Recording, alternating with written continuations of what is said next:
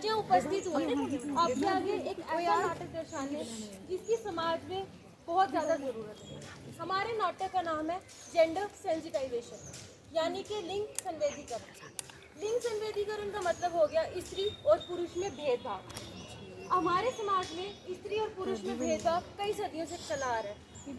स्त्रियों को पुरुष से कमज़ोर माना जाता है और पुरुषों को अपनी जीवन के तौर तरीके जीने की आज़ादी दी जाती है, लेकिन स्त्रियों को या तो जब वो पैदा होती है उन्हें गर्भ में मार दिया जाता है, या तो वो पैदा होती है उन्हें दफना दिया जाता है। स्त्रियों को समाज में ऐसे जुल्म झेलने पड़ते हैं, उनकी एक प्रस्तुति लेकर हम आपके सामने आए हैं। कहीं ऐसे जो बुरे दृश्य हैं, क्रूरता भरे दृश्य हैं, हम आज आपके सामने लेकर आए हैं और हमारा नाटक को प्रस्तुत करेगा। उम्मीद है आपको हमारा नाटक पसंद आएगा।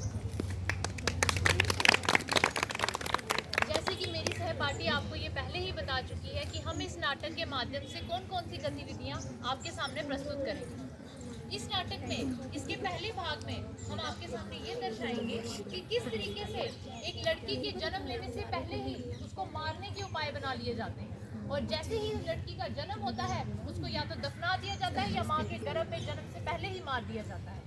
इस नाटक में जो हमारे नाट्य भाग ले रहे हैं उसमें एक है पंकज, ये किरदार अदा करेंगे बेटे का। दूसरे हैं परविंदर, ये किरदार अदा करेंगे बेटे के बाप का। तीसरी है सिमरन, ये किरदार अदा करेंगी बेटी का, जिसके साथ हर जगह भेदभाव किया जाता है, अपने भाई के साथ के कंपेयर में उसको कम प्रोत्साहनता दी जाती है। अगली है हर्षिता, ये किरदार अदा करेंगे बेटे और बेटे की माँ का। अगली है कुसुम, ये किरदार अदा करेंगे सास का और इन दो बेटे और बेटियों की दादी का। अगली है मधु, ये किरदार अदा करेंगी पुलिस इंस्पेक्टर का। अगली है अंजना, ये किरदार अदा करेंगे दादे का। और अगली है अंशिमा, ये किरदार अदा करेंगे डॉक्टर का। मैं उम्मीद रखती हूँ कि आपको हमारे ये नाटक पसंद आएगा। आइए हम अपने पहले सीन की तरफ चलते हैं।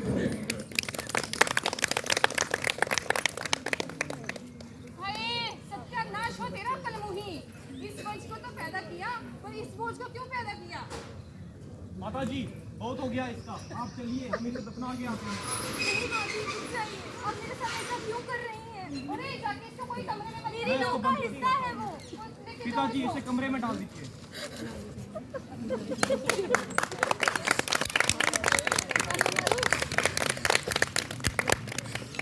ये एक छोटा सा सीन था, इसमें सिर्फ हमने आपको इस चीज से अवगत कराया है कि किस तरीके से एक सास जो कि ये खुद औरत है और दूसरा उस बच्चे का बाप होने के बावजूद भी वो अपनी ही बेटी को दफनाने के लिए इतना आतुर है अपनी माँ के कहने पे। इस तरीके की गतिविधि हमारे समाज में हमें हर दिन देखने को मिलती है। हम कह सकते हैं कि हमारी सरकार ने बहुत से कानून बनाए हैं, ठीक है, हमें आजकल ये चीज़ें इतनी कॉमन नहीं दिखती, लेकिन पुराने समय से आज भी हमारे देश के कुछ ऐसे पिछड़े वर्ग हैं जिनमें हमें ये चीज़ देखने को मिलती है। हमें कोशिश करनी चाहिए कि हम इस चीज़ को कम से कम करें और हम इस चीज़ को रोकें, इसके खिलाफ अपनी आवाज़ उठाएं। आइए अब हम अपने दूसरे सीन की तरफ मुड़ते हैं। दूसरे सीन में हम आपको बताएंगे कि कैसे बचपन से ही एक बेटी और बेटे में भेदभाव किया जाता है। बेटी को घर के कामों में व्यस्त किया जाता है, उसे ये बोला जाता है कि तुम्हारे ये खेलने कूदने की उम्र है ही नहीं है, तुम घर के काम करो ताकि तुम ससुराल में जाके रह सको। और बेटे को बहुत लाड प्यार से तैयार करके स्कूल भेजा जाता है, उसे अच्छी शिक्षा दी जाती है, प्राइवेट स्कूल में डाला जाता है और एक बेटी को मामूली सरकारी स्कूल में।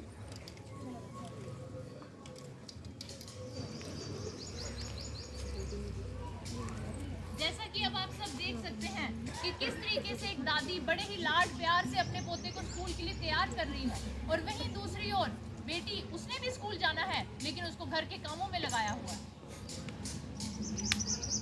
बेटा अच्छे से काम करो। जी माँ मुझे स्कूल के लिए लेट हो रहा है, मुझे तैयार होना है। अच्छा ठीक है, तुम जाके तैयार हो जाओ। ठीक है माँ।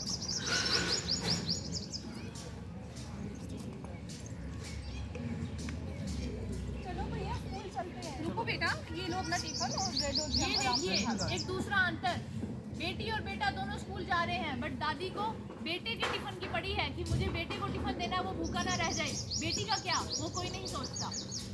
बेटे चलो लेट हो जाएंगे।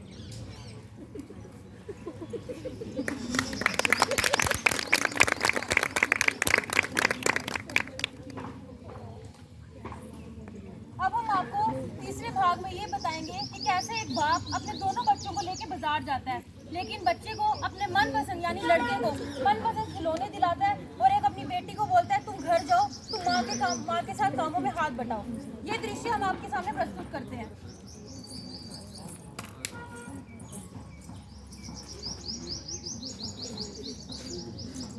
बेटा क्या लेना चाहोगे? पापा आई नीड दिस एरोप्लेन। कोई बात नहीं बेटा, ये लो। ये तुम्हारे खेलने की उम्र नहीं है, तुम्हें अभी घर के काम सीखने हैं। तुम घर जाओ अपनी माँ के पास, जाओ। चलो बेटा। पापा ने भैया से मुझको चाहिए था, वो तो दिलवा दिया, लेकिन मुझे क्यों नहीं माँ? क्या कर सकते हैं? हाँ ये देखो मैं एरोप्लेन लाया। I want to become pilot. हाँ बेटा, तुम जरूर पायलट बनोगे। माँ मुझे भी डॉक्टर बनना है। बेटा मैं मजबूर हूँ, मैं क्या करूँ? जैसा कि हम सब देख रहे हैं कि बेटी यहाँ खिलौना एक बहुत ही छोटी उम्र होती है बच्चे की जब वो खिलौनों से खेलता है, वहाँ से ही भेदभाव शुरू कर दिया जाता है। बेटी खिलौनों से नहीं खेल सकती क्योंकि उसको घर के काम करने हैं। बेटा खिलौनों से खेल सकता है क्योंकि उसको पायलट बनना है। स्कूल जाने तक का हो, टिफिन ले जाने तक का हो, कौन से स्कूल में पढ़ रहे हैं उसका हो, हर जगह बेटा और बेटी में अंतर किया जाता है। बेटे को एक प्राइवेट अच्छे स्कूल में डाला जाएगा, वहीं बेटी को गवर्नमेंट स्कूल में डाल दिया जाएगा। मैं मानती हूँ हम सब भी ऐसा कहीं ना कहीं करते होंगे या कभी ना कभी किया होगा, जानबूझकर नहीं, अनजाने में ही सही। बट हम कभी ये नहीं सोचते कि उस बेटी के दिल पे क्या बीतती हो। आइए इसी के साथ मैं होप करती हूँ कि आपको हमारा ये थोड़ा पसंद आ रहा होगा नाटक। आइए हम अपने नेक्स्ट सीन की तरफ मूव करते हैं। हमारे अगले सीन में हम एक बहुत ही प्रचलित प्रथा जो हमारे समाज में, हमारे भारत में खासकर देखने को मिलती है, उसकी तरफ बढ़ते हैं। वो है बाल विवाह। आपने ये बहुत सुना होगा। पुराने समय की बात करें तो एक समय ऐसा था कि बच्ची के पैदा होते ही उसका विवाह कर दिया जाता था या 5-6 साल की उम्र में ही उसका विवाह कर दिया जाता था। फिर हमारी सरकार के कुछ नियमों की वजह से ये उम्र 18 साल कर दी गई। और अब मैं सरकार को बहुत सलाम करना चाहूँगी कि अब हम लड़कियों की विवाह की उम्र सरकार ने 21 साल कर दी है। ये अभी कुछ दिनों पहले ही हमें अखबार में न्यूज़ देखने को मिली। बाल विवाह एक बहुत ही घिनौना अपराध है। इसमें बेटी को बचपन में ही बोझ और जिम्मेदारियों के तले दबा दिया जाता है। क्या उसका कोई बचपन नहीं है? क्या उसको नहीं खेलना, उसको नहीं पढ़ना? हर बार ये उपलब्धि लड़के को क्यों दी जाती है? आइए हम इस छोटे से सीन के माध्यम से इस चीज़ को जानें। कहाँ मर गई? जो अपनी लाडली को लेके आ। जी माँ जी, मैं उसे तैयार करके ला रही हूँ माँ। नहीं माँ, मुझे शादी नहीं करनी है। उम्र मेरी पढ़ने लिखने की है, शादी करने की नहीं माँ। नहीं माँ, हमेशा से मेरे साथ इंसाफ हुआ है। भैया को हमेशा अपने अच्छे स्कूल में पढ़ाए और मुझे नहीं, दादी मुझसे प्यार करती है ना पापा। माँ मैं क्यों शादी करूँ? नहीं माँ, ये मेरी पढ़ने लिखने की उम्र है। अरे कोई समूह बंद करवाओ। जब पैदा हुई थी तभी बोला था इसको मैं कोई बोझ नहीं हूँ माँ, मैं क्यों शादी करूँ? ये उम्र मेरी पढ़ने की है। चलो बेटा। चलो बेटा मामा।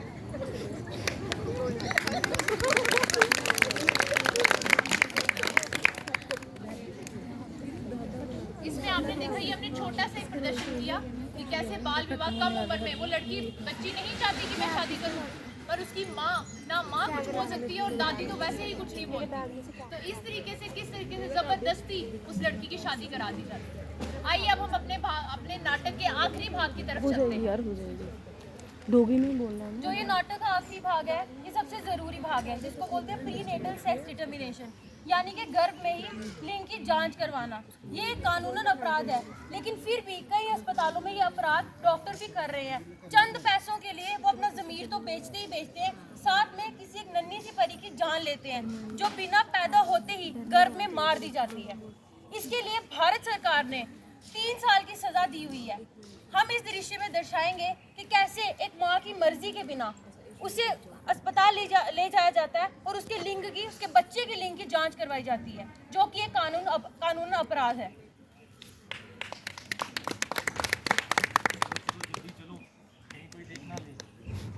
नमस्कार डॉक्टर साहब। आप लोगों को यहाँ आते किसी ने देखा तो नहीं? नहीं डॉक्टर साहब, बाहर अभी अंधेरा था, हम तो छुप के आए हैं। आप जल्दी इसका चेकअप करिए।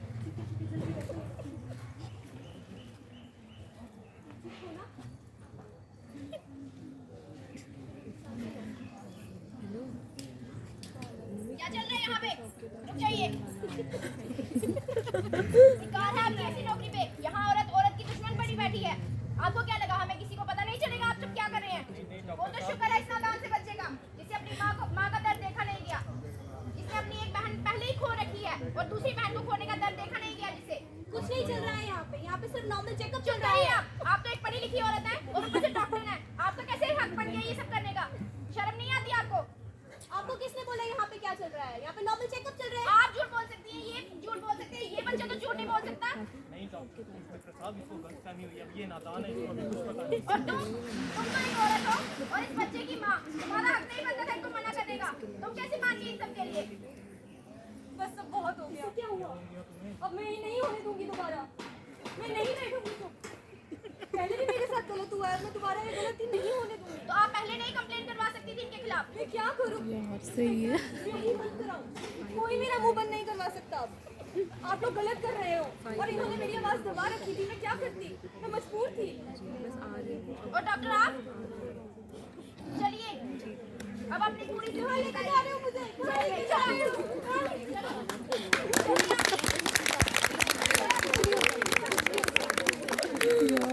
जैसे कि हम सबने देखा, एक औरत ही औरत की दुश्मन है।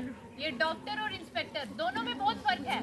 डॉक्टर को अगर हम देखें, पढ़ी लिखी MBBS की डिग्री लेके काम क्या करने जा रही है, और दूसरी और इंस्पेक्टर जो इस काम को रोकने जा रहा है।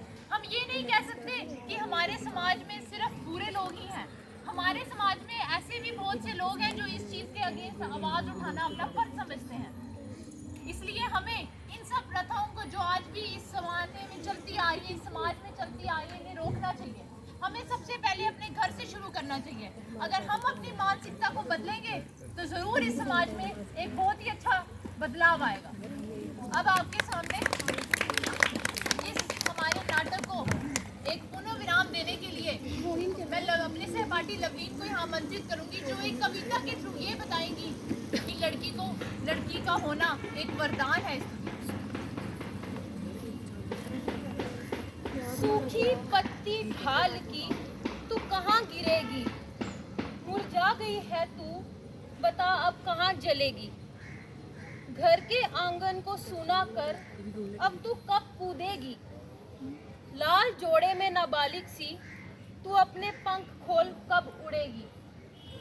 गुड्डे गुड्डियों की उम्र में तू कहाँ खेलेगी?